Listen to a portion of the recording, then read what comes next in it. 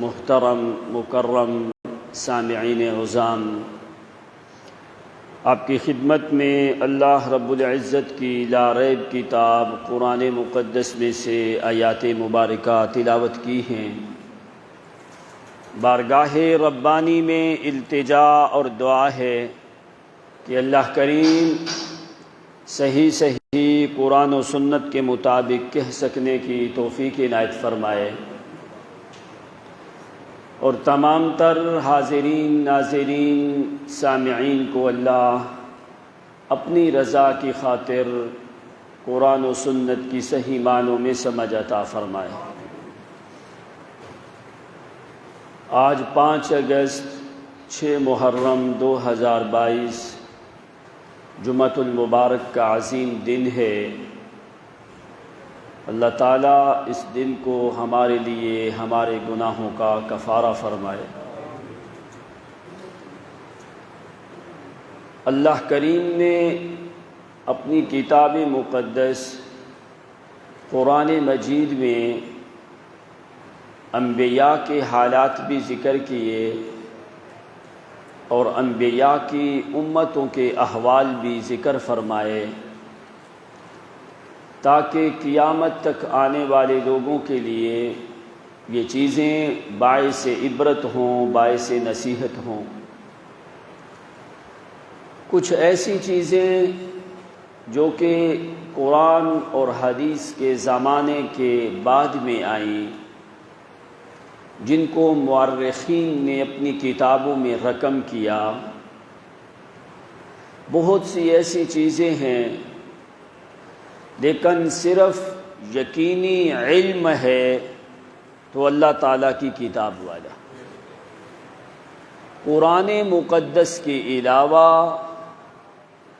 جتنی بھی اسلامی چیزیں ہیں، چاہے وہ احادیث ہیں، تاریخ ہے، اصول ہے، فقہ ہے، کچھ بھی ہے جن کا تعلق اسلامیات کے ساتھ ہے، تو ایسی بہت سی چیزیں جن میں خلل آیا ہے، جن میں سازش کی گئی ہے، جن میں واقعات کو ادھر ادھر کر کے بیان کیا گیا ہے، اسی لیے امت کی رہنمائی کے لیے اگر صحیح کتاب ہے تو اللہ تعالیٰ کی کتاب قرآن مقدس ہے۔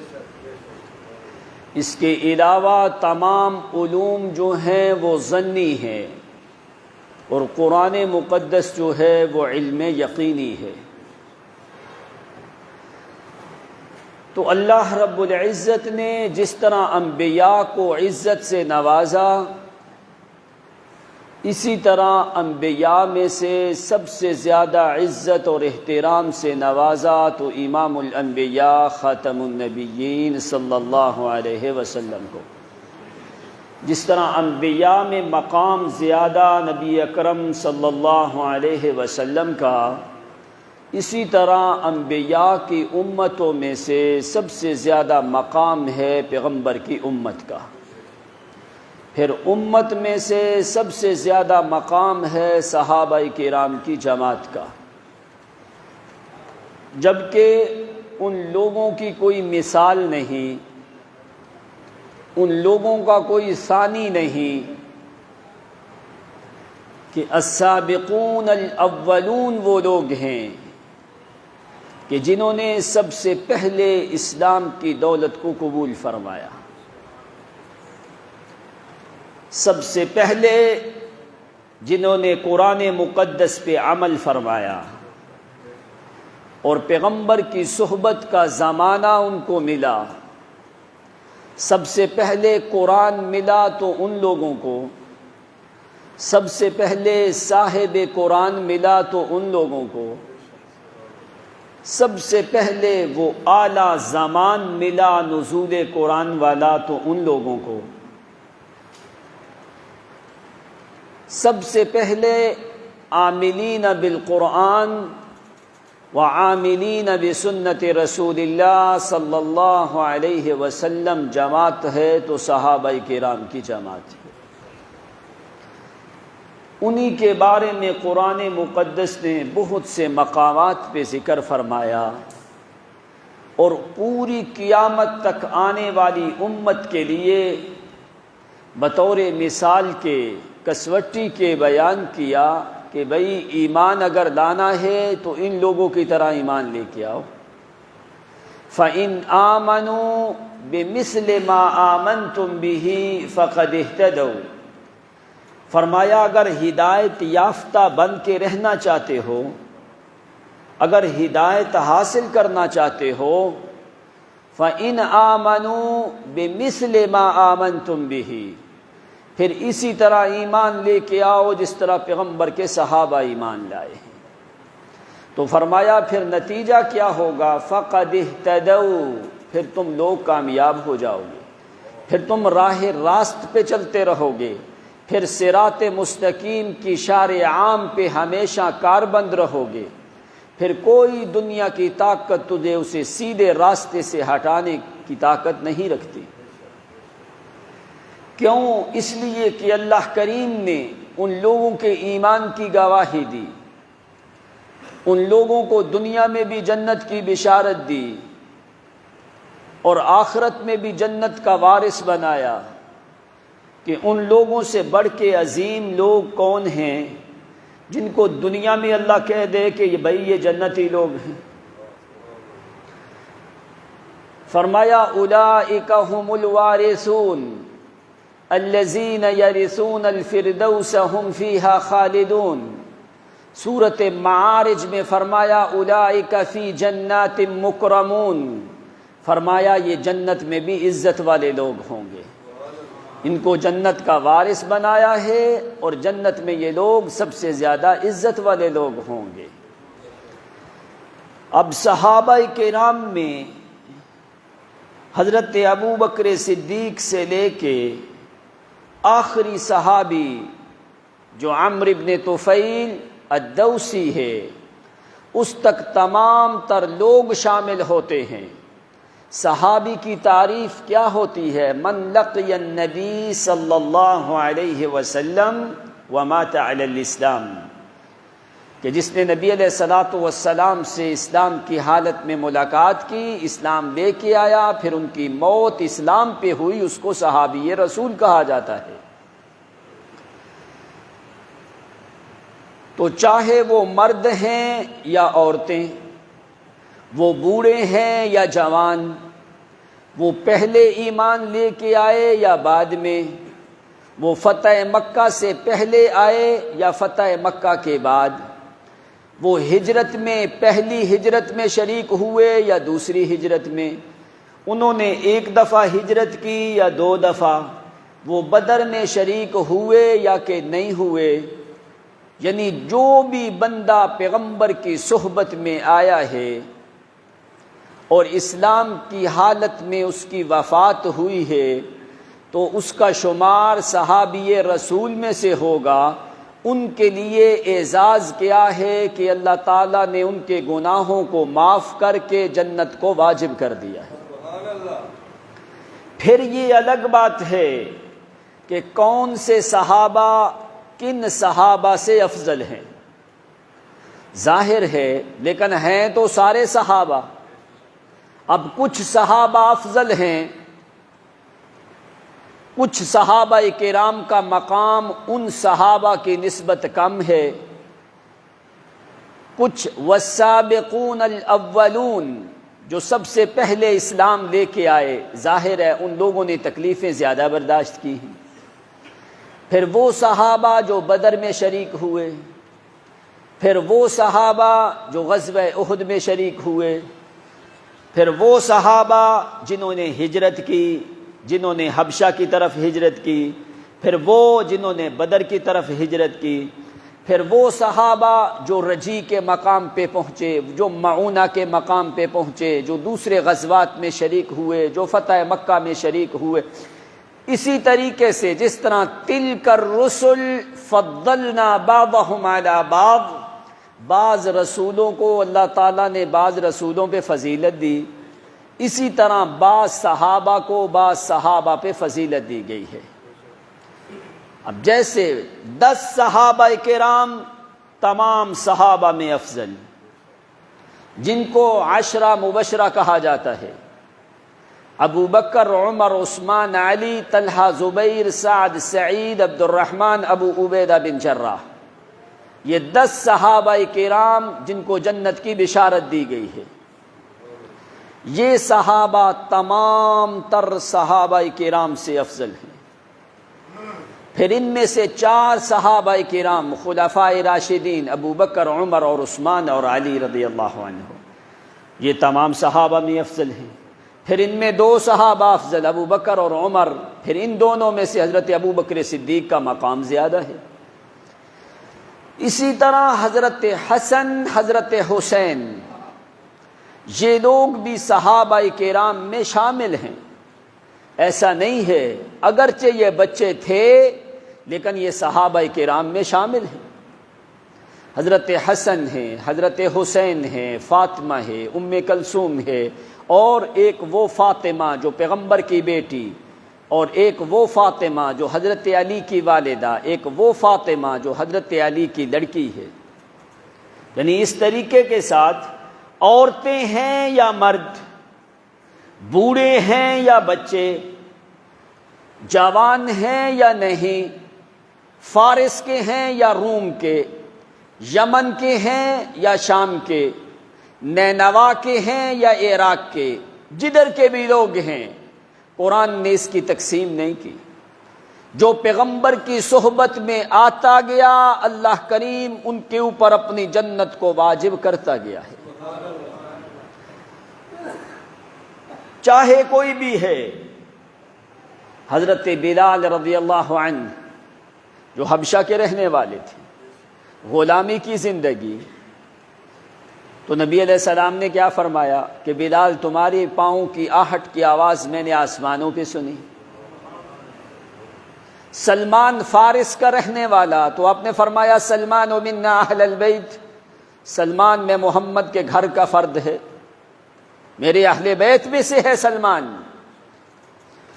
یعنی جتنے بھی لوگ ہیں، اہم چیز سمجھنے والی کیا ہے کہ جو بھی پیغمبر کی صحبت میں آیا، اسلام کو پایا، اسی پہ وفات ہوئی، اس کا شمار اصحاب رسول میں سے ہوتا ہے۔ اور جو لوگ الیاذ باللہ چند لوگوں کو سمجھتے ہیں صحابہ، باقی کو وہ صحابہ سمجھتے ہی نہیں۔ جتنے بھی پیغمبر کے ساتھی ہیں، سب کے اوپر اللہ کریم نے اپنی جنت کو واجب کیا ہے۔ فرمایا اولئک لہم مغفرۃ ورزق کریم، ان لوگوں کے لیے بخشش ہے۔ اب جن لوگوں کی غلطیاں اللہ شمار نہیں کرتا، کیا ہمیں طاقت ہے کہ ہم ان لوگوں کی غلطیاں شمار کریں؟ اللہ کریم کی ذات شریکوں سے پاک ہے، پیغمبر کی ذات مثالوں سے پاک ہے، صحابہ کی ذات طعن و تشنیع، تنقید، سب و شتم، لعن طعن سے پاک ہے۔ اب جن کی غلطیوں کو قرآن غلطیاں شمار نہیں کرتا، اللہ تعالیٰ ان کی غلطیاں نہیں لکھتا، اللہ ان پہ تنقید نہیں کرتا، تم کون ہوتے ہو صحابہ پہ تنقید کرنے والے؟ حاطب بن ابی بلتع غلطی ہوئی، وہ جو رکا ایک لکھ کے دے دیا، مکہ کی طرف بھیج دیا کہ اہل و عیال وہاں پہ ہے، تو اللہ تعالیٰ نے بتا دیا یا ایھا الذین آمنوا لا تخونوا اللہ والرسول وتخونوا اماناتکم وانتم تعلمون۔ اب حضرت عمر کو غصہ بھی آیا کہ اللہ کے نبی انہوں نے کیوں ایسا کام کیا ہے، تو قرآن کہتا ہے یا ایھا الذین آمنوا، قرآن نے پھر بھی مومن کہا ہے۔ کیوں؟ نبی علیہ السلام نے فرمایا عمر تمہیں پتہ نہیں یہ بدر والا صحابی ہے، تو بدری لوگ اگر گناہ بھی کریں تو اللہ گناہ لکھتا بھی کوئی نہیں، اور جن کی اللہ تعالیٰ غلطیاں شمار نہ کرے، اللہ کی ذات تنقید نہ کرے، ہمیں اور تمہیں بھی حق نہیں ہے کہ ہم صحابہ کرام کے اوپر تنقید کریں۔ صحابی پہ تنقید کرنے کے لیے صحابی کا ہونا ضروری ہے۔ صحابی پہ تو تنقید وہ کرے جو خود صحابی ہو۔ تو جس کو کوئی پتہ بھی کوئی نہیں، 1400 سال کے بعد آ کے اگر پھر کوئی آدمی صحابہ پہ تنقید کرے، پھر اس کی ذات خود قابل تنقید ہے، صحابہ کی ذات قابل تعریف ہے ہمیشہ۔ جب اللہ کریم نے ان کے بارے میں فیصلہ کر دیا کہ میرے پیغمبر یہ بخشے ہوئے لوگ ہیں، امت کا اس بات پہ اجماع ہے کہ صحابہ کرام کی جماعت جو ہے وہ ساری مغفور ہے، کلہم عدول، سارے صحابہ کرام عادل ہیں اور بخشے ہوئے ہیں۔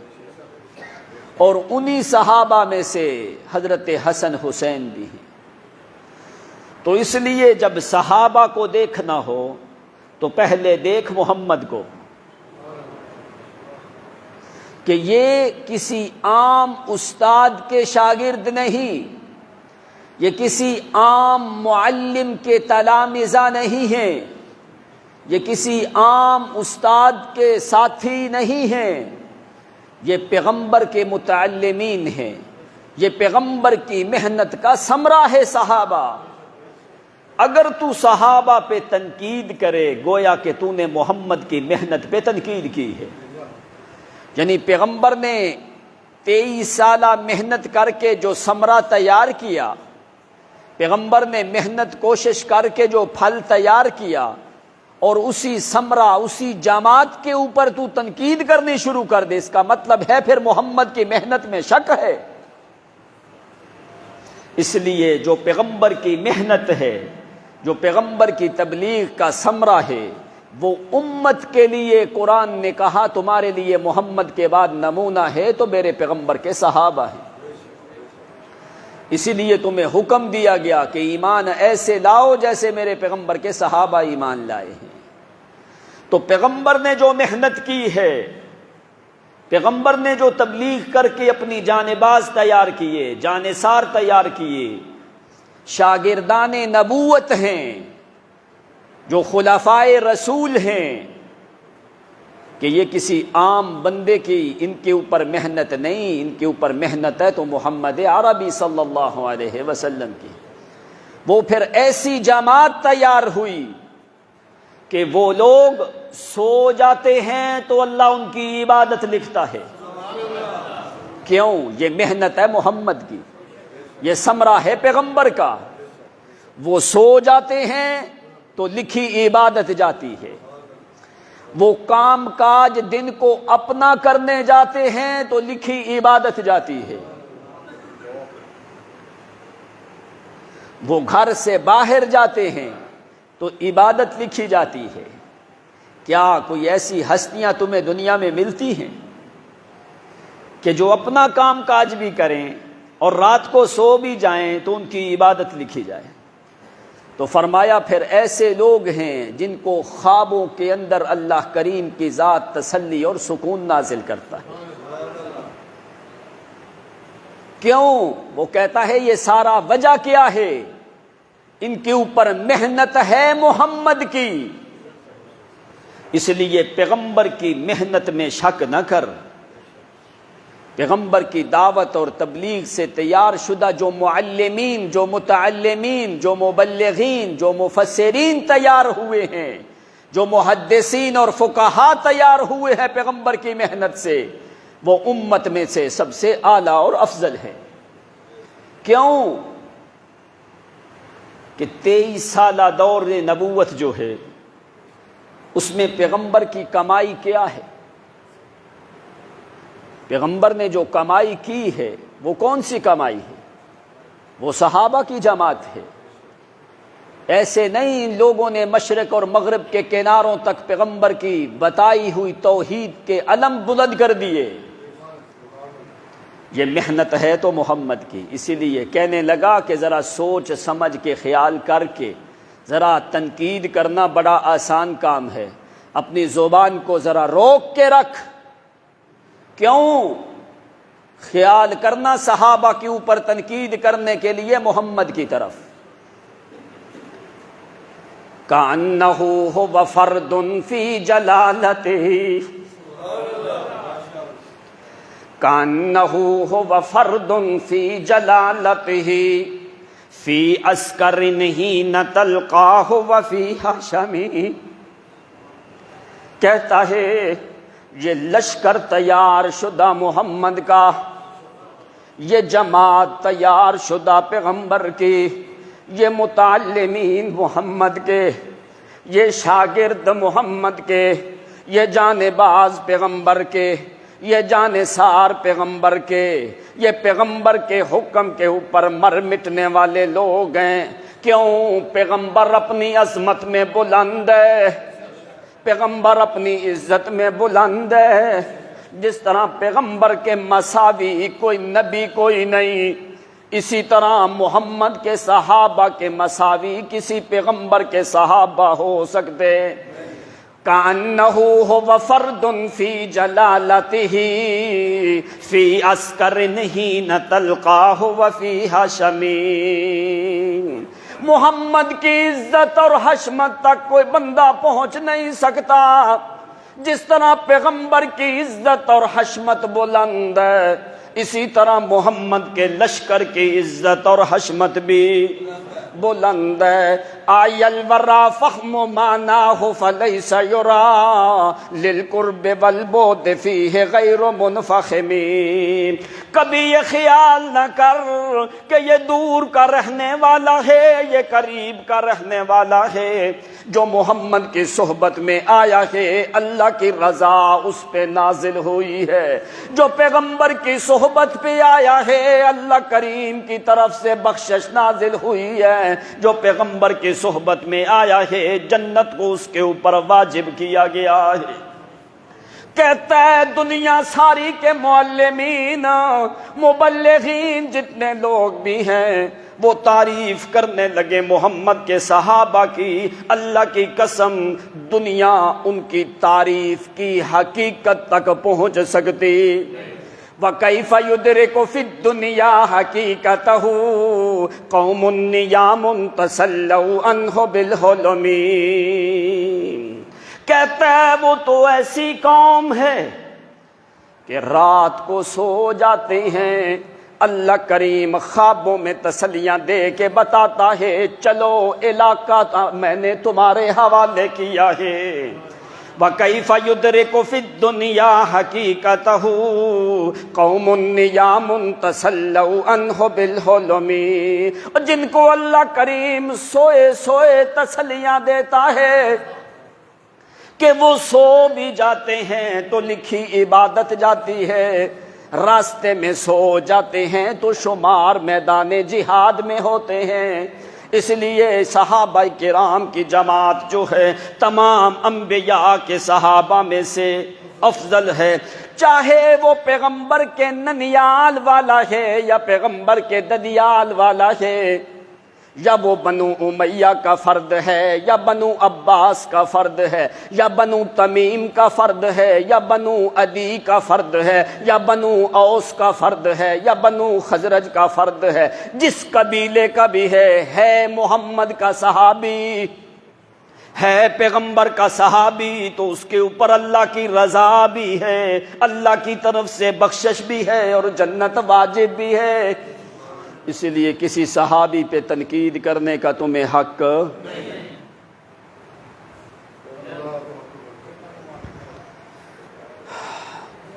جس قوم کی تعریف قرآن کرے، جس کے ایمان کی گواہی اللہ کی کتاب دے، کیا ان لوگوں کے ایمان میں شک ہو سکتا ہے؟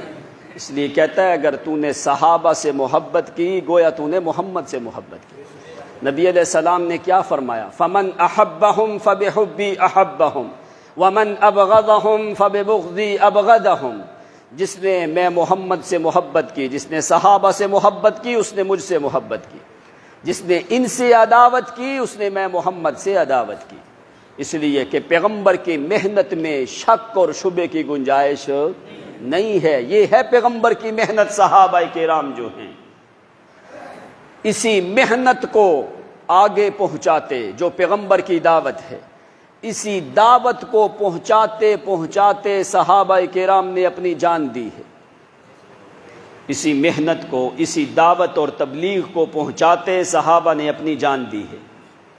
انہوں نے جان دے کے دین وحدت، دین توحید تم تک پہنچایا ہے۔ تمہارے تک دین کیسے پہنچا؟ صحابہ کی طرف سے پہنچا ہے۔ انہوں نے اپنی جانیں دے کے دین تمہارے تک پہنچایا ہے، اور اس پیغمبر کی دعوت کو حسین ابن علی نے میدان کربلا کے اندر واضح طور پہ بیان کیا ہے کہ لوگوں، میرے نانے کی دعوت یہ ہے، ہر حالت اور کیفیت میں بلا تو صرف ایک اللہ کریم کی ذات کو بلا۔ یہی دعوت حضرت حسین نے دی میدان کربلا میں۔ 60 ہجری کا واقعہ کہ حضرت حسین رضی اللہ تعالی عنہ خاندان کو لے کے مکہ مکرمہ میں آئے۔ کوفیوں نے وہاں سے خط لکھے بہت زیادہ کہ آپ ہمارے پاس آؤ، ہم آپ کی بیعت کرنا چاہتے ہیں۔ تو حضرت حسین رضی اللہ تعالی عنہ نے اپنے چچا زاد بھائی مسلم بن عقیل کو بھیجا کہ جاؤ وہاں پہ جا کے حالات دیکھو، اس لیے کہ کوفہ والے لوگ جو ہیں یہ وفادار نہیں ہیں۔ مسلم بن عقیل رضی اللہ عنہ اور ان کے ساتھ 2 آدمی اور بھیجے حضرت حسین نے، اس لیے کہ یہ جو واقعہ کربلا ہے یہ واقعہ ہے سن 60 ہجری کا، گویا کہ نبی علیہ الصلوۃ والسلام کی وفات کے 50 سال بعد کا واقعہ ہے۔ کتنے سال؟ حدیث کے ساتھ اس کا کوئی تعلق نہیں ہے۔ اور یہ واقعہ کربلا جب تاریخ میں لکھا گیا تو حضرت حسین کی شہادت سے 80 سال بعد یہ واقعہ لکھا جاتا ہے۔ واقعہ کربلا جو تاریخ میں لکھا گیا حضرت حسین کی شہادت کے 80 سال بعد لکھا گیا ہے۔ اس واقعے کے اندر اتنا جھوٹ میں لایا گیا، اتنا جھوٹ میں لایا گیا۔ میں نے پہلے آپ کو بتایا کہ جتنی بھی تاریخ کی کتابیں ہیں قرآن کے علاوہ، جتنا بھی اسلامی لٹریچر ہے، جتنی بھی اسلامی کتابیں ہیں، ان کے اندر بہت زیادہ یہود و نصارہ نے سازش کی۔ ایک دفعہ اصل علم جو ہے وہ دنیا سے ختم ہو گیا تھا۔ ظالم جابر بادشاہوں نے جو اصل کتابیں تھیں وہ دریاؤں اور سمندروں میں گرا دی تھی۔ یہ اس کے بعد نئے سرے سے یہ علم آیا، اس کے اندر بڑی یہود و نصارہ نے سازش کی ہے۔ یعنی قرآن ایک ایسی واحد کتاب ہے جو یقینی ہے، اس میں کسی قسم کا شک اور شبہ۔ اس کے علاوہ کوئی دنیا کی کتاب بھی الف سے لے کے یا تک صحیح نہیں ہے۔ اس میں غلط باتیں ہیں، ضعیف باتیں ہیں، واقعات کو ادھر ادھر کیا گیا، قصوروار کوئی ہیں، قصوروار کسی اور کو نکالا گیا، کسی کے اوپر کیچڑ اچھالا گیا۔ یہ ساری باتیں ہماری تاریخ میں جو ہیں یہ موجود ہیں، لیکن تاریخی باتوں کے اوپر کبھی بھی آدمی کو 100% یقین نہیں کرنا چاہیے۔ اب بہت سی ایسی روایات ہیں جن میں صحابہ کرام کے اوپر سب و شتم کیا گیا، صحابہ کرام کو برا بلا کہا گیا، بڑے لوگ ہیں۔ اب تم خود دیکھو، جب لوگوں نے انبیاء کو معاف نہیں کیا تو کیا وہ صحابہ کو معاف کر سکتے تھے؟ جنہوں نے انبیاء کو معاف نہیں کیا تو کیا وہ انبیاء کے صحابہ کو چھوڑ سکتے تھے؟ اتنی غلط روایات ہیں کہ اگر آدمی سوچے تو وہ مجبور ہو جاتا ہے یہ کیسی کتابیں ہیں۔ باہر کیف ہر ایک روایت کو بھی کبھی بغیر تحقیق کے قبول کرنے کی اجازت نہیں ہے۔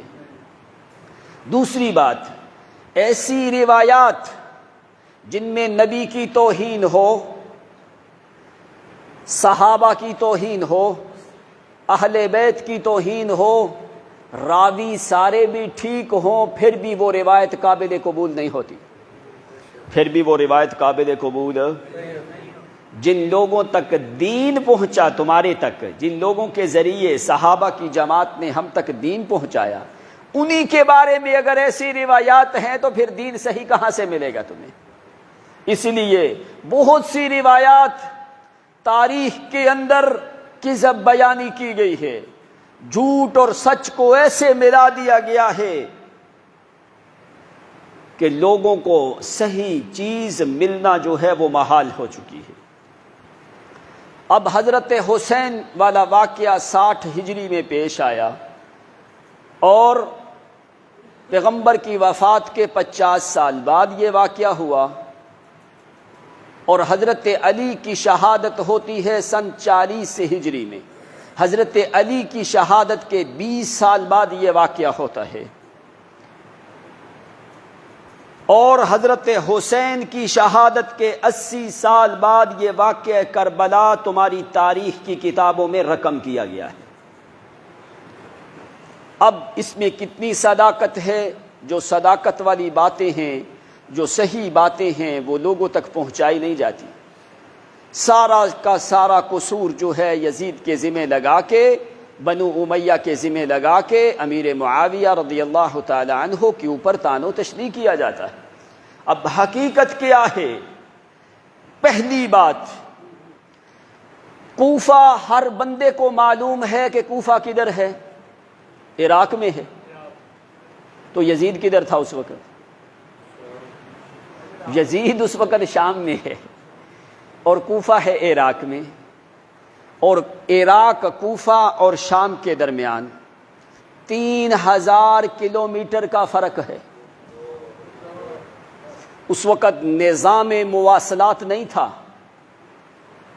گھوڑوں کے اوپر آدمی کو بھیجا جاتا پیغام دینے کے لیے، صرف چند باتیں حقائق کے لیے، تاکہ عام لوگوں کو ایسا گمراہ نہ کیا جائے کہ جو امیر معاویہ رضی اللہ تعالیٰ عنہ کے اوپر یزید کا آسرا لے کے حضرت امیر معاویہ کے اوپر طعن و تشنیع کی جاتی ہے۔ اب جو حسین کے قاتل ہیں ان سے بڑھ کے ظالم کوئی نہیں، جنہوں نے حسین کو شہید کیا ان سے بڑھ کے ظالم، لیکن وہ اللہ کے بندو دیکھو تو صحیح حسین کے قاتل ہیں کون؟ سنی سنائی باتوں پہ یقین کر کے تم کبھی یزید پہ لان تان، کبھی امیر معاویہ رضی اللہ تعالیٰ عنہ کے اوپر۔ اسی لیے آدمی کون بندہ ہے جو حسین کے قاتلوں پہ راضی ہے؟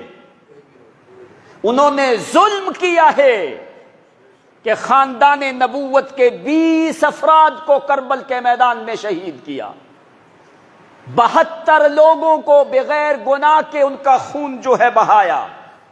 کون مسلمان ہے جو ان لوگوں کے اوپر راضی ہے؟ جنہوں نے حسین اور حسین کے خاندان کو شہید کیا، انہوں نے بڑھ کے ظلم کیا ہے، انتہا درجے کا ظلم کیا ہے، اتنا ظلم کہ کوئی بھی مسلمان مومن جو ہے وہ اس چیز کو برداشت نہیں کرتا، جتنا بھی ظلم ہوا ہے۔ اب جو ہے دیکھنا یہ ہے، کیا حسین رضی اللہ تعالیٰ عنہ، آپ توجہ ادھر کریں، دیکھنا یہ ہے کہ آپ جو ہے کہ حضرت حسین رضی اللہ تعالیٰ عنہ کے قاتل جو ہیں وہ کون لوگ ہیں؟ اصل قاتل جو ہیں وہ کون ہیں؟ کنہوں نے اتنا ظلم کیا، کنہوں نے اتنی زیادتی کی، کنہوں نے اتنے بڑے خاندان نبوت کے اوپر خون ریزیاں کی، تلوار زنی کی، تیر چلائے کہ میدان کربلا کے اندر خون کی ندیاں بہائیں؟ کوئی بھی آدمی ان لوگوں سے راضی نہیں ہے۔ لیکن اب حقائق جو ہیں وہ حقائق ہیں، آپ لوگوں تک جو کچھ تاریخ سے صحیح جو باتیں ہیں وہ پہنچانا علماء کا کام ہے، تاکہ آپ کے ذہن میں کچھ بات تو آئے، پتہ تو چلے کہ حضرت حسین کو شہید کرنے والے لوگ کون ہیں، کن کو ہم گالیاں دیتے ہیں، اور کون قاتل ہیں، کون جرم والے لوگ ہیں، کنہوں نے اتنا بڑا ظلم کیا، اتنی بڑی زیادتی کی ہے۔ حضرت حسین کو خط لکھا جاتا ہے، حضرت حسین نے مسلم بن عقیل اور 2 آدمیوں کو بھیج دیا، جاؤ کوفہ والوں کے حالات لو۔ انہوں نے کیا کیا؟ بس میں آپ کو پوائنٹ ٹو پوائنٹ جو باتیں ہیں وہ بتانے لگا ہوں، لمبی تفصیل نہیں ہے۔ دو آدمی جو مسلم بن عقیل کے ساتھ گئے تھے، ان کے پاس راستے میں پانی ختم ہوا، ماتا رجلین، دو آدمی فوت ہو گئے۔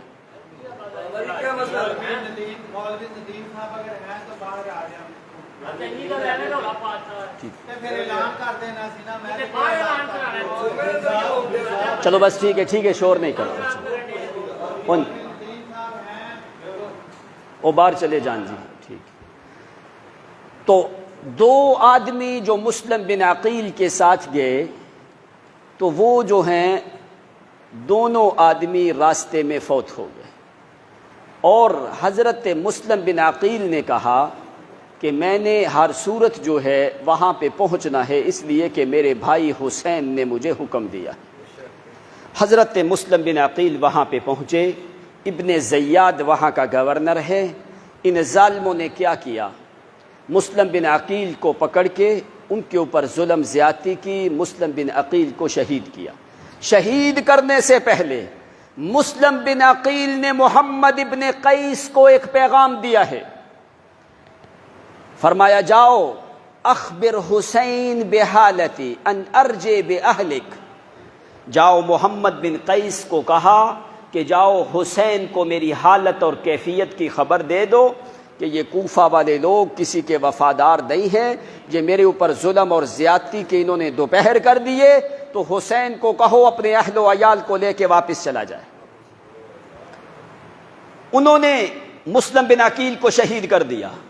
ادھر سے حضرت حسین یوم ترویہ 8 ذی الحجہ کا دن ہے۔ اب ذرا اس بات پہ آپ غور کرنا۔ اب بعض جو ہے محققین مورخین انہوں نے کہا کہ حضرت حسین حج کرنے کے بعد نکلے وہاں سے۔ اگر حج کرنے کے بعد نکلے تو حضرت حسین 9-10 محرم کو کوفہ میں نہیں پہنچ سکتے، کربلا میں پہنچ سکتے۔ حج ختم ہوتا ہے، ایام تشریق ہیں 13 ذی الحجہ تک، تو سفر حسین رضی اللہ تعالیٰ عنہ نے گھوڑوں کے اوپر سفر نہیں کیا۔ ایک اور بات، مکہ سے لے کے کربلا تک دنیا کی تاریخ میں سے کوئی بندہ ثابت کر دے کہ 5 منٹ کے لیے حسین نے گھوڑا استعمال کیا ہے۔ حضرت حسین نے گھوڑے پہ سواری کی۔ یہ تمہاری تاریخ کی کتابیں، اسد الغابہ، الاستیاب علی معرفت الاصحاب، ابن بر کی تاریخ کی کتابیں اٹھا کے دیکھو، یہ ہم نے اپنی طرف سے باتیں نہیں کی ہیں کہ حضرت حسین نے کربلا کے سفر تک حسین نے گھوڑا استعمال کیا نہیں ہے۔ اگر حج کر کے نکلیں تو حسین کربلا میں 9-10 محرم کو نہیں پہنچتے۔ اب کچھ مورخین کہتے ہیں حج کر کے نکلے، کچھ کہتے ہیں نہیں، یوم ترویہ کو نکلے، یعنی 8 ذی الحجہ کو، جس دن حاجی احرام باندھ کے، یوم ترویہ 8 ذی الحجہ، جس دن حاجی احرام باندھ کے مینا کی طرف جاندے ہیں۔ مناسک کے حج شروع ہوتے ہیں 8 سے لے کے 13 ذی الحجہ تک۔ اگر بالفرض یوم ترویہ کو نکلے، 8 ذی الحجہ کو نکلے، عمرو بن عبد الرحمن حضرت حسین کے پاس آتے مکہ کے اندر، آ کے کہا ہے حسین آپ عراق کی طرف نہیں جاؤ، لا تذهب الى العراق فإن اہل الکوفة عبد الدینار والدرہم۔ یہ صحابی کا لڑکا عمرو بن عبد الرحمن کہتا ہے اے حسین کوفے نہیں جانا، عراق نہیں جانا۔ کیوں؟ کوفہ والے جو لوگ ہیں، ان اہل الکوفۃ عبد الدینار والدرہم، وہ تو چند دینار اور درہم کے اندر بدل جاتے ہیں، اس لیے آپ نے عراق جانا۔ ادھر سے عبداللہ ابن عمر صحابی رسول ہے، آ کے منع کرنے لگے اے حسین، اللہ کی قسم تو نواسا محمد کا، تم نواسے محمد کے ہو لیکن عراقی لوگوں پہ اعتماد کوئی نہیں۔ لا تذهب الى العراق ولا تعتمد على اہل الکوفہ، کوفہ والے لوگوں پہ اعتماد نہ کر میرا بھائی حسین۔ حضرت حسین کہنے لگے کہ میں استخارہ کروں گا۔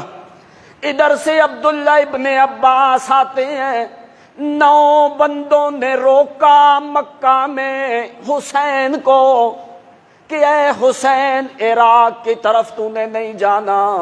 عبداللہ ابن عباس جو پیغمبر کے چچا زاد بھائی ہیں، حضرت حسین رضی اللہ تعالیٰ عنہ کے والد کے سگے چچا کے لڑکے ہیں، فرمایا یا ابن امی یا ابن اخی انی سمیت انک تذهب الى العراق۔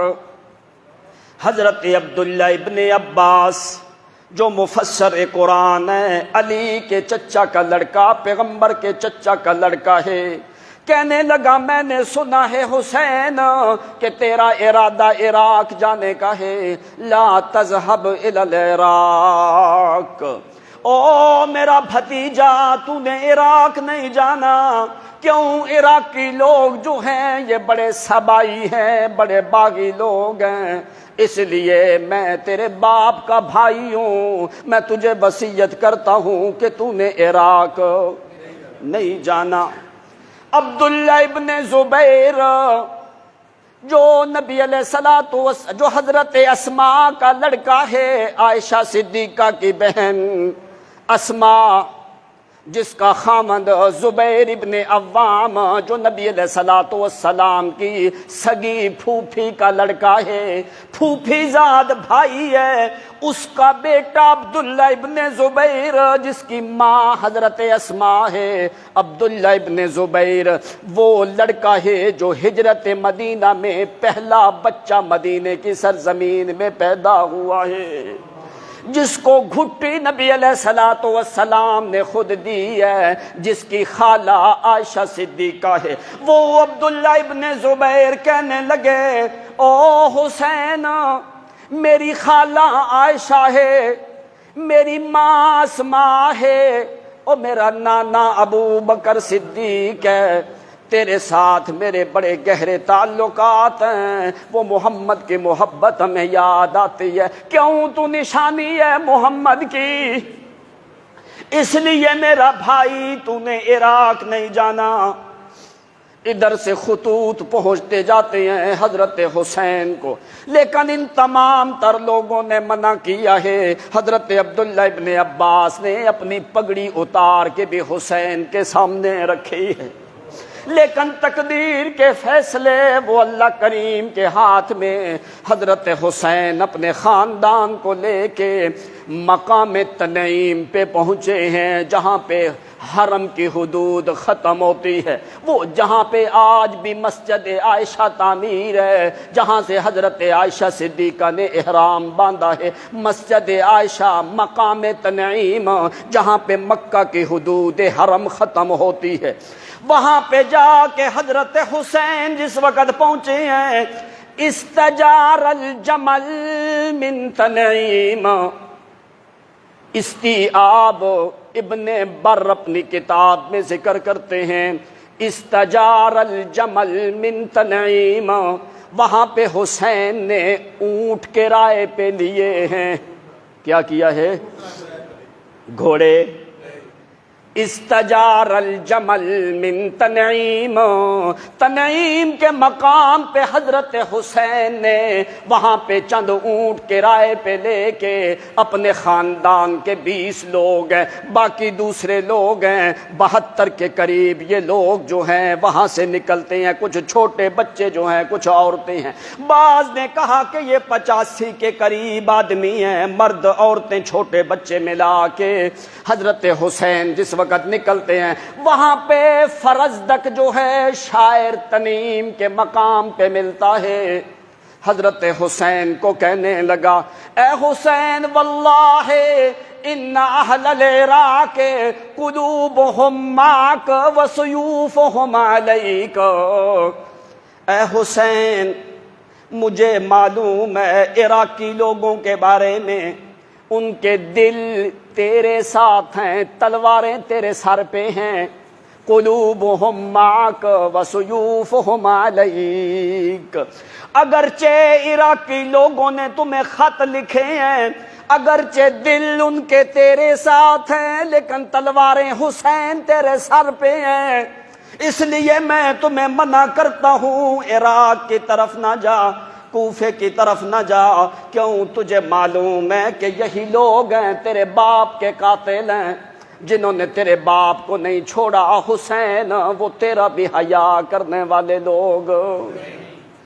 حضرت حسین کہتے ہیں کہ میرے بھائی مسلم بن عقیل نے مجھے خط لکھا ہے کہ آپ آؤ، کوفے والے لوگ تمہاری بیعت کرنا چاہتے ہیں، اس لیے میں جا رہا ہوں۔ خط لکھوا کے حضرت مسلم بن عقیل کو شہید کر دیا۔ ادھر سے حضرت حسین نے پھر قیس ابن مسہر اپنے ایک ساتھی کو گھوڑا اوپر بھیجا ہے پہلے کہ جلدی جا تو وہاں پہ حالات کا جائزہ لے کے ہمیں بتا۔ ادھر سے آہستہ آہستہ قافلہ حسین کا چلتا جا رہا ہے۔ قیس ابن مسہر جس وقت وہاں پہ پہنچتا ہے کوفہ میں، جاتے ہی قیس ابن مسہر کا سر قلم کر دیا جاتا ہے۔ حضرت حسین کو خبر، عالم الغیب کون ہوتا ہے؟ حضرت حسین کو خبر، چلتے چلتے یہ جابیہ کے مقام پہ پہنچ گئے۔ حضرت حسین کا قافلہ وہاں پہ جا کے خبر ملتی ہے حضرت حسین کو کہ مسلم بن عقیل بھی شہید ہیں، قیس ابن مسہر بھی شہید ہیں۔ وہاں پہ جا کے حضرت حسین کو خبر مل جاتی ہے کہ دونوں میرے ساتھیوں کو شہید کر دیا گیا ہے۔ اب وہاں پہ جا کے حضرت حسین نے مشورہ کیا، مسلم بن عقیل کے لڑکے بھی ساتھ ہیں، حضرت جعفر کے لڑکے بھی ساتھ ہیں، حضرت جعفر کے پوتے بھی ساتھ ہیں، حضرت حسن کے لڑکے بھی ساتھ ہیں۔ مشورہ کر کے مسلم بن عقیل کے لڑکوں نے مشورہ دیا ہے، اگر ہمارا باپ قتل ہو چکا ہے حسین، پھر ہم پیچھے ہٹنے والے کوئی نہیں، ہمارے پھر زندہ رہنے کا فائدہ کوئی نہیں، لہذا ہمیں جانا چاہیے۔ لیکن حضرت حسین رضی اللہ تعالیٰ عنہ وہاں سے لے کے ذی حشمہ کے مقام پہ پہنچے ہیں، جہاں سے یہ نئے نواب بستی جو یونس پیغمبر کی بستی ہے، وہاں پہ یہ نئے نواب بستی ہے، اس کے قریب سے یہ دریائے فرات گزرتا ہے۔ جس وقت یہ دریائے فرات کے قریب پہنچ گئے، شمر ذل جوشن حر ابن یزید ان کو حکم دیا گیا ہے کہ حسین کے قافلے کو گھیر کے ابن زیاد کے پاس کوفہ میں پہنچایا جائے۔ دریائے فرات کا پانی وہاں پہ حسین کے قافلے پہ شمر ذل جوشن نے بند کیا ہے، وہاں پہ حسین کو فرات سے پانی بھرنے دیا، وہاں سے لیرسلہم الی الکوفہ، تاکہ ان کو گھیر کے کوفہ کی طرف لایا جائے جہاں پہ ابن زیاد گورنر ہے، وہ بڑا ظالم جابر ہے۔ ادھر جا کے ان کو لے کے حر ابن یزید شمر ذل جوشن یہ ذی حشمہ کے مقام سے ان کو گھیر کے حضرت حسین کو کوفہ کی کربلا کی سرزمین پہ لے گئے۔ رات کے ٹائم پہ حسین کا لشکر وہاں پہ پہنچتا ہے، وہاں پہ حضرت حسین رضی اللہ تعالیٰ عنہ کو پتہ چلا ہے کہ یہ سارے لوگ جو ہیں خاندان نبوت کے قتل کے در پہ ہیں۔ تو حضرت حسین نے وہاں پہ کہنے لگے فَأَجْمِعُوا أَمْرَكُمْ وَشُرَكَاءَكُمْ ثُمَّ لَمْ يَكُنْ أَمْرُكُمْ عَلَيْكُمْ غُمَّةً ثُمَّ اقْضُوا إِلَيَّ وَلَا تُنظِرُونَ۔ او لوگو سارے جمع ہو جاؤ، مجھے مہلت دینے کی ضرورت، کوئی نہیں. انی عذت بربی وربکم من کل متکبر لا یؤمن بیوم الحساب. یہ قرآن کی آیتیں حضرت حسین نے وہاں پہ تلاوت کی ہے. حضرت حسین کا لڑکا زین العابدین کہنے لگا انا علی ابن حسین ابن علی ورب البیت اولا بالنبی. او لوگو میں حسین کا لڑکا، حسین میرا علی کا لڑکا، ہم سے زیادہ محمد کے قریب کوئی نہیں ہے. انا حسین ابن علی ابن حسین ابن علی ورب البیت اولا بالنبی. جاؤ تم زور لگاؤ فیصلے تقدیر کے اللہ کے ہاتھ میں. ادھر حضرت حسین جو ہے دعا کرنے لگے، نماز ادا کی ہے حضرت حسین نے، دعا کرنے لگے اللہم سیکتی فی کل کرب. اصل بات کیا ہے؟ پیغمبر نانے حسین کے نانے کی دعوت کیا ہے؟ ہر حالت میں بلانا ہے تو کس کو؟ یہ حسین وہاں پہ اپنے نانے کی دعوت دہرانے لگے ہیں. او لوگو میں حسین اگرچہ نواسا محمد کا، لیکن میرے اختیار میں کچھ نہیں، سارا اختیار اللہ کریم کے ہاتھ میں ہے. دعا کی حسین نے اللہم سیکتی فی کل قربتی ورجائی فی کل شدت. اللہ اگر میرے لیے تو نے شہادت کا فیصلہ لکھا ہے تو میں حسین تیری قضا پہ راضی ہوں. لیکن اللہم سیکتی فی کل قربتی ورجائی فی کل شدت. اللہ میں حسین کے قدم مضبوط کر، میں حسین کے قدم مضبوط کر. تجھے معلوم ہے کہ نواسا حسن محمد کا وہ غیروں کے سامنے جھکنے والا.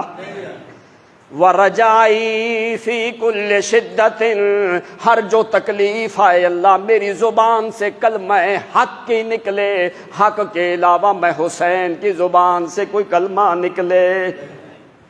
دعا کی پوری رات حسین نے. صبح کے ٹائم پہ ابن زیاد لوگ، جس وقت ان کو پتہ چلا ہے کہ لوگ جمع ہونے لگے ہیں حضرت حسین کے پاس، کچھ جو مومن لوگ ہیں ان کو پتہ چلا کہ نواس رسول آیا ہے. کچھ لوگ زیارت کے لیے سائڈوں سے مضافات سے آنے لگے. اتنی دیر میں ابن زیاد نے حکم دیا ہے کہ حضرت حسین کو شہید کر دیا جائے. ابن سنان نے تیر لگایا حسین کو، جو سر مبارک پہ لگا ہے، تلوار چلائی حسین کی گردن کے اوپر.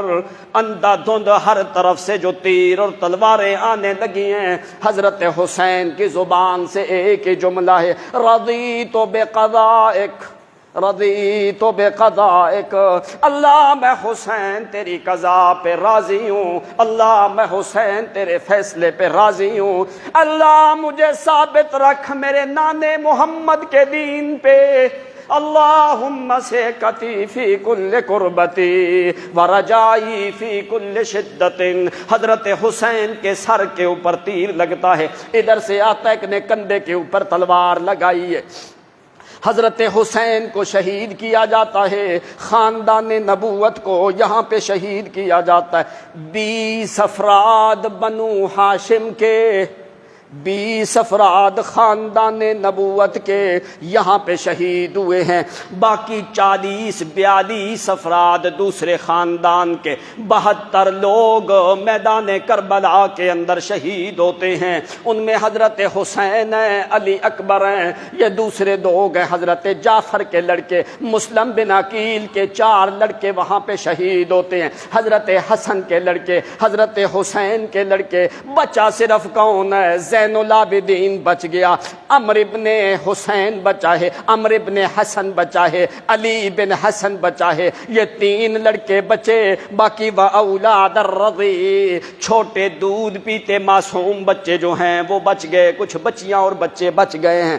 حضرت زینب جو حضرت حسین کی پھوپھی ہے، جس وقت دیکھا ابن زیاد نے، ابن سنان نے حضرت حسین کا سر مبارک کاٹ دیا، کاٹ کے ایک برتن میں لا کے یوں ابن زیاد کے آگے رکھا.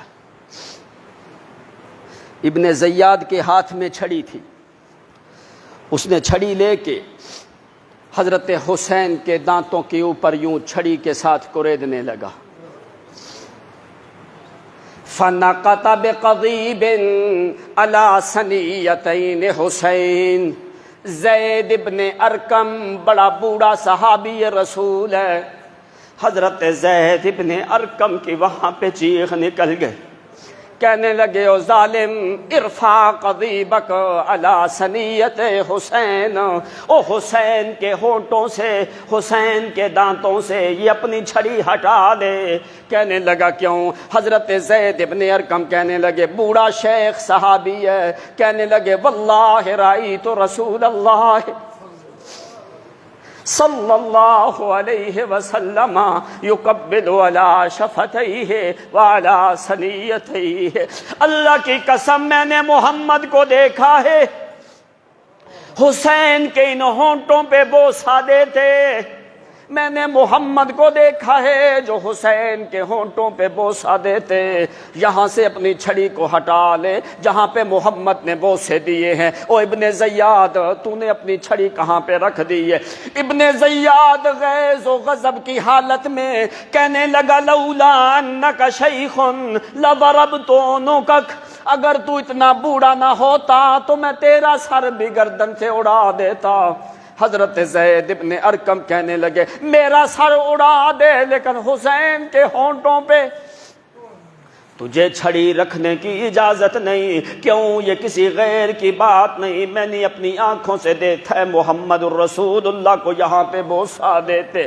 کیوں؟ کس وقت حضرت حسن اور حسین سرخ رنگ کی قمیص پہن کے دونوں بھائی اپنے گھر سے نکلے ہیں، نبی علیہ الصلوۃ والسلام اپنے ممبر پہ خطبہ دے رہے ہیں، کان یمشیان و یاسران احمران قمیصان، سرخ رنگ کا جوڑا پہن کے حضرت حسن اور حسین نکلے، ایک دفعہ گرے ہیں پھر اٹھے ہیں پھر گرے ہیں، پھر نبی علیہ الصلوۃ والسلام اپنے ممبر سے نیچے اتر گئے، نیچے اتر کے جا کے حسن اور حسین کو اٹھا کے نبی علیہ الصلوۃ والسلام ممبر پہ بیٹھ کے آپ نے بوسہ دیا حسین کے ہونٹوں پہ۔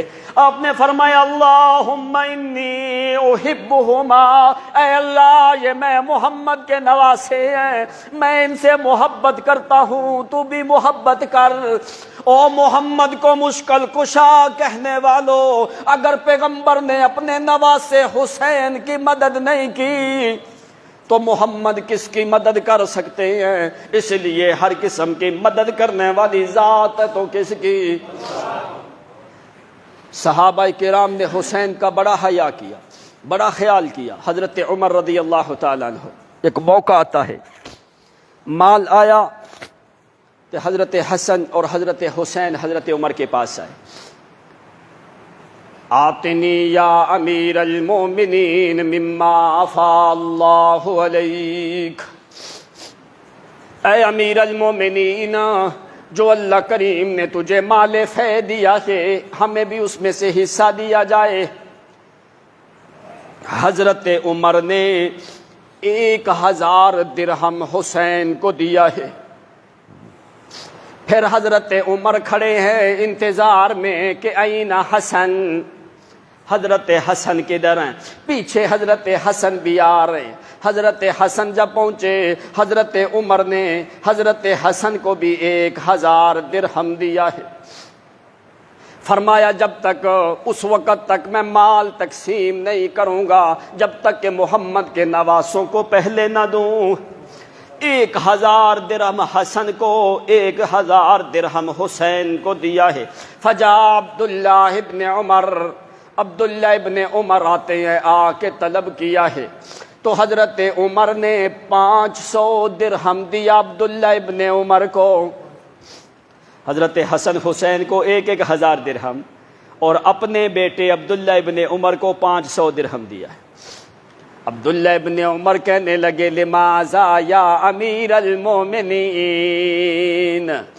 حضرت حسن حسین تو وہاں پہ گئے بھی کوئی نہیں، امیر المومنین ہم تو غزوے میں شریک ہیں، ہمیں 500 درہم، حسن کو 1000 درہم، حسین کو بھی 1000 درہم، کیوں امیر المومنین؟ حضرت عمر کیا کہنے لگے؟ فاتنی بے ابن کا ابیہما و امن کا امہما و جدن کا جدہما و جدتن کا جدتہما و خالن کا خالہما و عمن کا عمہما۔ او عبداللہ ابن عمر، تیرا باپ عمر ہے، حسین کا باپ علی ہے، تیرا باپ عمر ہے، حسین کا باپ علی ہے، تیرا نانا خطاب ہے، حسین کا نانا محمد ہے۔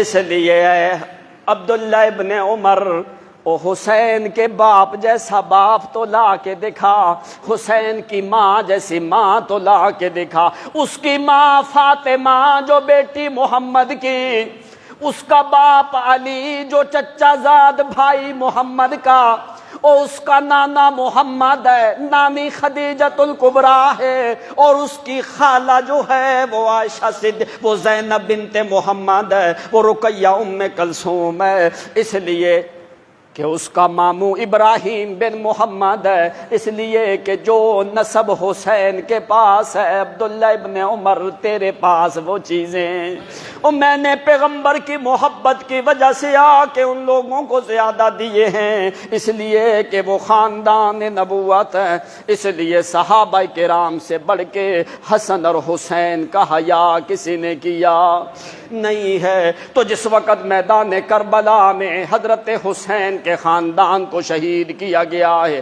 تو ابن زیاد کہنے لگا زین العابدین کو بھی شہید کرو۔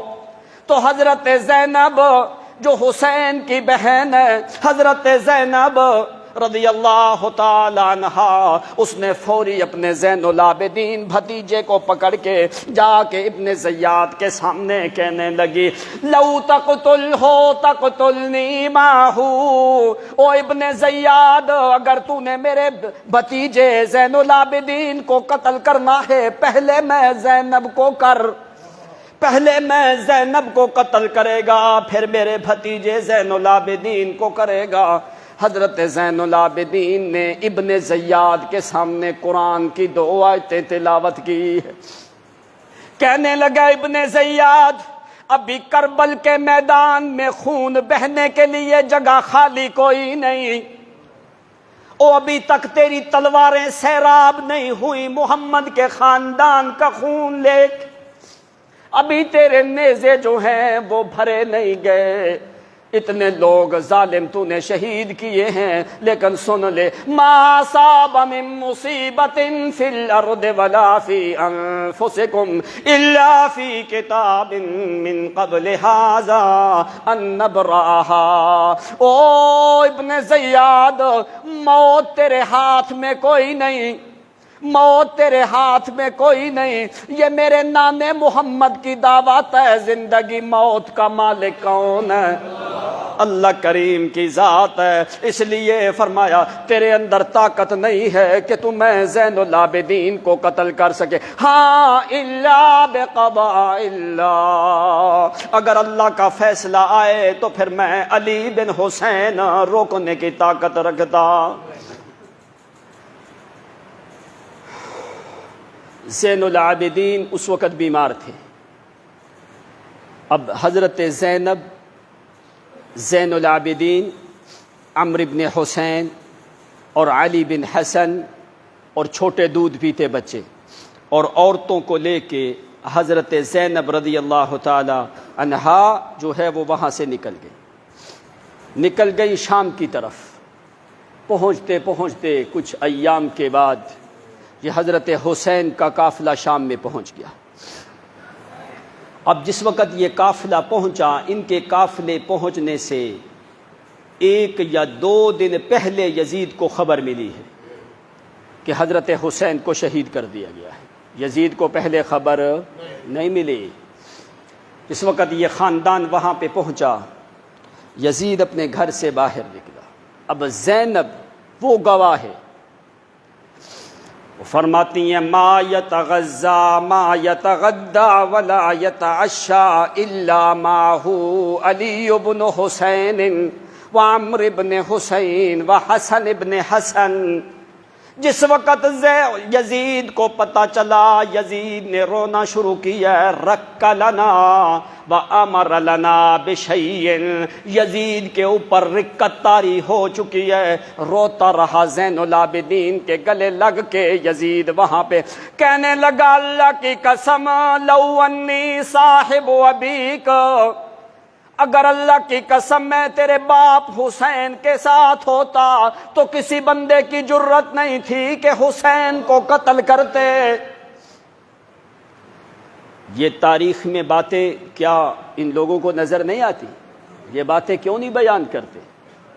یہ زینب کا قول ہے، ابن بر نے ذکر کیا ہے، طبری نے ذکر کیا ہے اپنی تاریخ میں، کہتا ہے رک لنا یزید وامر لنا بشیء، کہنے لگا اپنی عورتوں کو وہ شاہی مہمان خانے گھر کی طرف بھیجو، عورتوں کو ادھر بھیجے۔ زین العابدین کے گلے لگ کے تعزیت کی یزید نے۔ آگے حضرت زین العابدین کہنے لگے ما صاب من مصیبت الا باذن اللہ انا للہ و انا الیہ راجعون۔ یہ دو باتیں زین العابدین نے یزید کے سامنے کی ہیں۔ یزید نے جا کے اپنے گھر میں بٹھایا ہے، کہتی ہیں عورتوں کی طرف عورتوں کو بھیجا ہے، وقت مہنا واستقبلہن، یہ حضرت امیر معاویہ کے خاندان کی عورتوں نے ہمارے گلے لگ کے رونے لگیں۔ وقت مہنا علی حسین، حضرت حسین کا نام لے کے وہ ان کی عورتیں رونے لگی ہیں۔ ثلاثۃ ایام المناحہ، 3 دن تک حسین کی تعزیت دار الخلافہ یزید کے گھر میں ہوئی ہے۔ تعزیت 3 دن کی کدھر ہوئی ہے؟ یزید کے گھر میں۔ اب حضرت زینب کا قول کیا ہے؟ ما یتغدا ولا یتعشا الا ماہو، نہ تو صبح کا کھانا نہ رات کا کھانا، 3 دن تک یزید ہم سے ہٹا نہیں۔ زین العابدین کو، علی بن حسن کو، عمر بن حسن کو، ان تینوں کو اپنے پاس بٹھا کے 3 دن تک صبح و شام کا کھانا اکٹھا کھاتے رہے۔ یہ قول ہے زینب کا، ہماری نہیں۔ وہ کہتے 3 دن تک یزید نے وہاں پہ تعزیت کی ہے، اور ساتھ پتہ کیا کہنے لگا؟ لعن اللہ علی ابن زیاد، اللہ لعنت کرے ابن زیاد پہ، اللہ لعنت کرے ابن زیاد پہ جس نے حسین کو شہید کیا ہے۔ لعن اللہ علی ابن کما، اللہ لعنت کرے ابن کما پہ، اللہ لعنت کرے ابن مرجانہ پہ جنہوں نے حسین کو شہید کیا ہے۔ یہ تمہیں تاریخ میں کلمے ملتے ہیں لیکن لوگوں کے سامنے کیوں بیان نہیں کیے جاتے؟ یزید تو ان کے اوپر لعن طعن کر رہا ہے جنہوں نے حضرت حسین کو شہید کیا ہے۔ کہنے لگا لعن اللہ علی ابن زیاد، اللہ لعنت کرے ابن زیاد پہ جس نے حسین کو شہید کیا ہے۔ 3 دن تک گھر میں رکھا، کھانا دیا، تعزیت کی، اور جاتی طرف جو حضرت حسین کے خاندان کی عورتیں ہیں، جو زینب ہیں، ان کے کچھ زیورات گم ہوئے وہاں پہ، اور یزید نے اپنی طرف سے جتنے زیورات گم ہوئے تھے یزید نے ان کو عطا کیے ہیں، ان کو زیورات بھی دیے، اور ساتھ زین العابدین کو خط دیا ہے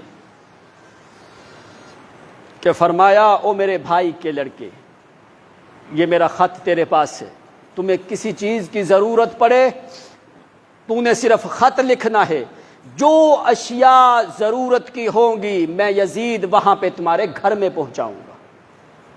یہ ساری باتیں تاریخ میں موجود ہیں کہ نہیں؟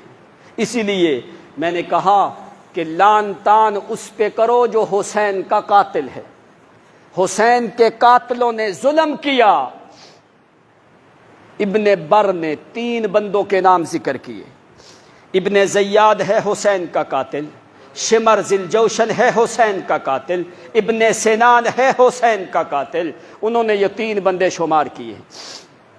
اب جو لوگ قتل میں ڈائریکٹ شریک نہیں ان کو گالیاں دینا، اور جو قتل میں ڈائریکٹ شریک ہے ان کا نام بھی کوئی نہیں بتاتا لوگوں کو۔ کیوں؟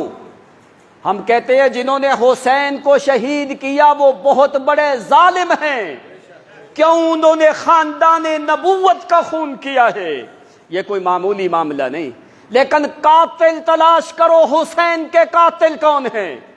جنہوں نے حسین کو شہید کیا وہ ظالم ہیں، جابر ہیں، ان کے اوپر لعن طعن کرو۔ تو جو ڈائریکٹلی حسین کے قتل میں شریک نہیں ان پہ لعن طعن کرنے کا کسی کو حق نہیں ہے۔ کہ حضرت امیر معاویہ کو گالیاں دینا یا یزید کو گالیاں دینا، دوسرے تیسرے کو گالیاں دینا، کیا تک بنتا ہے بھائی؟ ابھی تمہیں معلوم ہے 20 رشتے ایسے ہیں، کتنے؟ جو خاندان نبوت کے بنو امیہ کے ساتھ، خاندان نبوت کے بنو امیہ خاندان ہے حضرت امیر معاویہ کا، 20 رشتے ایسے جو بنو امیہ کے خاندان نبوت کے ساتھ، ان میں سے 12 رشتے وہ جو واقعہ کربلا کے بعد ہوئے، واقعہ کربلا کے۔ اب مجھے یہ بتاؤ، تمہارے جو باپ دادا کا قاتل ہو تم کیا ان کو بچیوں کا رشتہ دیتے ہو؟ تو ان لوگوں نے کیوں رشتے کیے آل معاویہ سے، بنو امیہ کے ساتھ؟ واقعہ کربلا کے بعد 12 رشتے کیے، کیوں؟ وہ سمجھتے تھے کہ ہمارے خاندان کا قاتل بنو امیہ والے لوگ نہیں ہیں، وہ اور قاتل ہیں۔ اب چند میں آپ کو رشتے بتا دوں تاکہ آپ کے ذہن میں ہو، اگر نہیں کسی کو یقین آتا۔ جمہرۃ الانصاب ایک کتاب اٹھا کے دیکھو، نسب قریش دوسری کتاب اٹھا کے دیکھو، ان کے اندر یہ سارے رشتے لکھے ہوئے موجود ہیں۔ اب حضرت امیر معاویہ، پہلی چیز کہ حضرت امیر معاویہ کی بہن جو ہے نبی علیہ السلام کے گھر میں ہے کہ نہیں؟ رملہ بنت ابی سفیان حضرت امیر معاویہ کی بہن ہے، ام حبیبہ جن کی کنیت ہے رملہ بنت ابی سفیان، نبی علیہ الصلوۃ والسلام کی کیا ہے؟ بیوی۔ دوسرا رشتہ خاندان نبوت سے، چلو 2-3 خاندان نبوت کے، باقی میں سارے تم کو بنو امیہ کے بتاتا ہوں۔ نبی علیہ الصلوۃ والسلام کی دوسری بیوی، پہلا رشتہ کیا؟ ام حبیبہ حضرت امیر معاویہ کی بہن، نبی علیہ الصلوۃ والسلام کی کیا ہوئی؟ بیوی ہوئی۔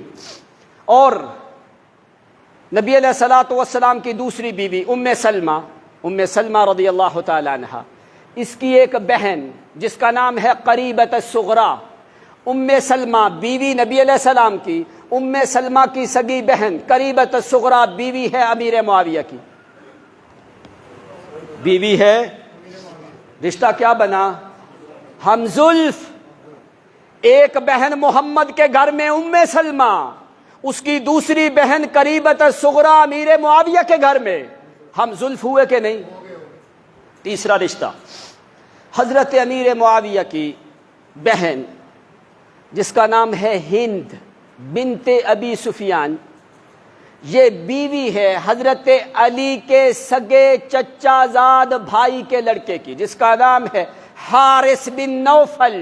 نوفل چچا ہے علی کا، حارث چچا زاد بھائی ہے۔ اس کے گھر میں اس کی بیوی کون ہے؟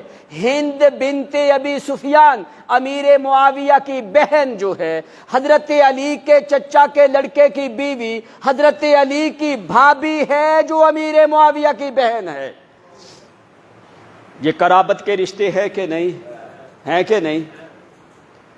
حضرت امیر معاویہ کی ایک اور بہن جس کا نام ہے میمونہ بنت ابی سفیان، میمونہ بنت ابی سفیان کی لڑکی جس کا نام ہے لیلہ بنت ابی مرہ۔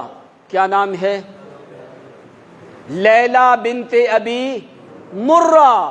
یہ بیوی ہے حسین کی، یہ بیوی ہے کس کی؟ اور حضرت امیر معاویہ کی سگی بھانجی، وہ بیوی ہے حسین کی۔ حضرت امیر معاویہ کی بہن کی لڑکی بیوی ہے حسین کی، بہو ہے علی بن ابی طالب کی، بہو ہے فاطمہ الزہرا کی، اور یہ لیلا بنت ابی مرہ یہ والدہ ہے علی اکبر کی، علی اکبر جو میدان کربلا میں شہید ہوتا ہے۔ ان سے پوچھو علی اکبر کا نام لیتے ہو، علی اکبر کی ماں کا نام کیوں نہیں لیتے؟ علی اکبر کی ماں کون ہے؟ علی اکبر کی جو ماں ہے وہ یزید کی پھوپھی کی لڑکی ہے۔ علی اکبر کی جو ماں ہے وہ امیر معاویہ کی بھانجی ہے۔ علی اکبر کی جو نانی ہے وہ یزید کی پھوپھی ہے۔ علی اکبر کی جو نانی ہے وہ امیر معاویہ کی سگی بہن ہے۔ یہ رشتے اتنی قرابت کے رشتے، تو کیسے تم بنی امیہ کے اوپر اعتراضات کر رہے ہیں؟ حضرت امیر معاویہ رضی اللہ تعالی عنہ کا بھتیجا جس کا نام ہے ابو القاسم، اس کا نکاح ہوتا ہے۔ ابو القاسم جو حضرت امیر معاویہ رضی اللہ تعالیٰ عنہ کا سگا بھتیجے کا لڑکا ہے، ابو القاسم، اس کا نکاح ہوتا ہے جعفر طیار کی پوتی کے ساتھ جس کا نام ہے رملہ بنت محمد بن جعفر۔ یہ جو رشتے ابھی ہیں یہ رشتے میدان کربلا والے واقعے کے بعد ہونے والے۔ اور حضرت علی کی بہن جس کا نام ہے کلثوم بن ام کلثوم بنت علی، جو حضرت علی کی لڑکی ہے جس کا نام ہے ام کلثوم بنت علی، اس کا نکاح ہوتا ہے معاویہ بن مروان بن ابو الحکم کے ساتھ۔ یہ بنو امیہ کے سرکردہ چودھری لوگ ہیں۔ یہ کیا ہے، بنو امیہ والے لوگ ہیں کہ نہیں؟ اور جس کو علی اپنی بیٹیاں دیتا ہے، اگر وہ علی کے دشمن ہیں تو کیا حسین کے خاندان والوں نے اپنے نواسے نواسیاں پوتے پوتیوں کے رشتے کیوں دیے؟ وہ سمجھتے تھے کہ ہمارے خاندان کا قاتل بنو امیہ والے لوگ نہیں ہیں۔ دوسری بیٹی حضرت علی کی جس کا نام ہے رملہ بنت علی، اس کا نکاح ہوتا ہے ولید ابن عبد الملک ابن مروان کے ساتھ، بنو امیہ والا خاندان ہے۔ اب حضرت علی کی دو بیٹیاں، ایک حضرت علی کی بیٹی جو حضرت فاطمہ سے ہے اس کا نام ام کلثوم ہے، وہ ام کلثوم حضرت عمر کے نکاح میں آئی ہیں۔ 52 سال کی عمر میں حضرت عمر رضی اللہ تعالیٰ عنہ کے نکاح میں حضرت علی نے دی ہے۔ دو بیٹیاں بنو امیہ کے گھر میں، اب دو پوتیاں حضرت علی کی بنو امیہ کے خاندان میں، دو پوتیاں حضرت علی کی، ایک کا نام ہے خدیجہ، اس کا نکاح ہوتا ہے معاویہ بن ابان کے ساتھ۔ دوسری پوتی کا نکاح ہوتا ہے ولید ابن معاویہ بن مروان کے ساتھ۔ دو پوتیاں حضرت علی کی بنو امیہ کے گھر میں، دو بیٹیاں علی کی بنو امیہ کے گھر میں، دو پوتیاں جعفر طیار کی بنو امیہ کے گھر میں۔ ایک پوتی کا نام رملہ بنت محمد، دوسری کا نام خدیجہ بنت عبداللہ بن جعفر طیار، اس کا نکاح ابان ابن عثمان کے ساتھ ہوتا ہے۔ یہ سارے بنو امیہ والے لوگ ہیں۔ اتنا لمبا رشتہ۔ اس کے بعد 6 پوتیاں حضرت حسن کی، کس کی؟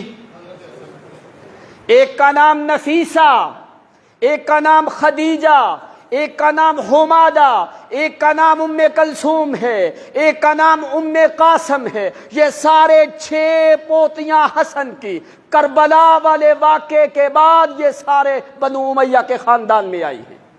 اب تم ذرا اپنی عقل کو حاضر کر کے اس بات کے اوپر ذرا غور و فکر کرو کہ جو لوگ اپنے نواسے نواسیاں پوتے پوتیاں بنو امیہ کو دے رہے ہیں، جو 20 بڑے رشتے ہیں بنو امیہ کے ساتھ، کیا یہ لوگ اگر سمجھتے کہ یہ حضرت حسین کے قاتل ہیں، کیا یہ لوگ اپنے رشتے کرتے حسین کے قاتلوں کے گھر میں؟ اگر یہ یزید کو سمجھتے کہ قاتل ہے تو پھر حضرت زینب اپنے خاندان کے لوگ لے کے یزید کے پاس جاتے۔ اگر حضرت حسین یہ سمجھتے کہ یزید میرے خون کا چاہنے والا ہے تو حضرت حسین نے 3 شرائط ذکر کی تھی۔ کیا؟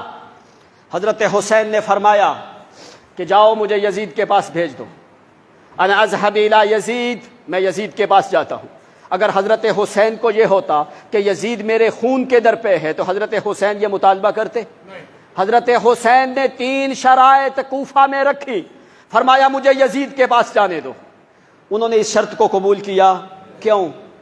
ان کو پتہ ہے کہ اگر حضرت حسین یزید کے پاس چلے گئے، یہ تو اپنے سارے ان کے اتنے قریبی رشتے ہیں، یہ آپس میں مل جائیں گے، ہمارے منافقوں کی سازشیں جو ہیں وہ اسی طرح باقی رہیں گی۔ دوسرا مطالبہ حضرت حسین نے کیا، مجھے واپس مدینہ جانے دو، انہوں نے یہ بات بھی قبول۔